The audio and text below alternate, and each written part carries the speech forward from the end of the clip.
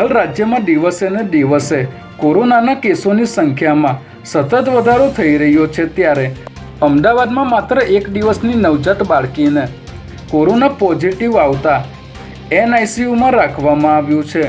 બાળક જન્મ્યું ત્યારે માતા કોરોના પોઝિટિવ હતી, જેના કારણે બાળકને કોરોના પોઝિટિવ આવ્યો છે. હાલ સોલા સિવિલ હોસ્પિટલમાં બાળકીની નિષ્ણાત ડૉક્ટર દ્વારા સારવાર ચાલી રહી છે, જ્યારે તેની માતાનો રિપોર્ટ નેગેટિવ આવ્યો હોવાથી મહિલાને ઓબ્ઝર્વેશનમાં રાખવામાં આવી છે. ગાડીની લોનના હપ્તા બાકી હોવાથી ખાનગી ફાઇનાન્સ કંપની વતી ગાડી સીઝ કરવા આવેલા શખ્સોએ આનંદનગરમાં એક પરિવારના 6 સભ્યો પર છરી અને દંડાથી હુમલો કર્યો હતો.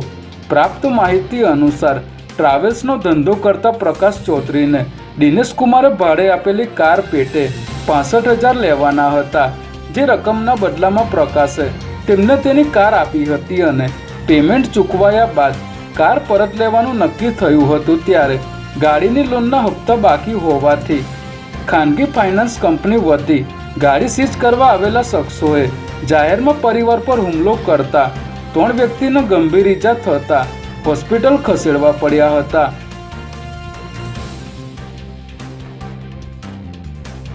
સ્ટેટ મોનિટરિંગ સેલની ટીમે પારડીમાંથી 27.71 લાખના મુદ્દામાલ સાથે વિદેશી દારૂ ઇનોવા કારમાંથી ઝડપી પાડ્યો છે, જેમાં સ્ટેટ મોનિટરિંગ સેલની ટીમે બાતમીના આધારે વલસાડ જિલ્લાના પારડી તાલુકાના ગોયમા ગામના કુંભરવાડ ફળિયામાં તપાસ કરી અહીં પાર્ક કરેલી ઇનોવા કારમાં તપાસ કરતા તેમાંથી વિદેશી દારૂની 2413 બોટલ મળી આવી હતી. ત્યારે પોલીસે નજીકમાં ઊભેલા રાહુલ નાયકાની ધરપકડ કરી પૂછપરછ કરતા આ દારૂનો જથ્થો દમણથી લાવીને મહુવા તાલુકાના કરચેલિયા ગામના યોગેશને આપવાનો હોવાનું કબૂલ્યું હતું.